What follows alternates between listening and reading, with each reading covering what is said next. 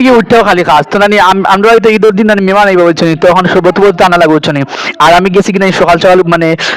ঈদের নামাজ পড়ি আমরা গেছি কিনা আমি গেছি বাজারে গিয়ে না সবত সময়তে আনছি আর আয়া দেখি নানি আমার আব্বা কিতা দেখো তার নানি নামাজ পড়িয়ে আইসন আইয়া তখন কিতা হরা মানে ও দিও আছে নানি কিতা মানে সংকিত আছে নিস্তি উপরে সংকিত গুণান্দা উদাও খামা খা দিও করা কষ্ট করা দুই মারি বুঝছি আমি সিলে আমি কইছি আম্মা ইতা শুনতে লাগি কারণ ওদের কাছে উদাও জগা দোকা আছে নি মানে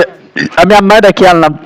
তো আম্মায় দেখা যায় তাই নদী মাঝে এটা কিতালি খবর বুঝছো তো তারপরে জানি হিম এখন এটা যারা খাম করতো তারা সবসময় খাম করার অভ্যাস থাকে জানি হিম মানে তাই একবার জিরা মানে খালি খাম করতে আসুন তো কত সময় বাদে মানে কইলাম বা ইটা খারাপ দোকান আছেন বাদে আমি আনবো তো তারপরে কত সময় বাদে বুঝছো নি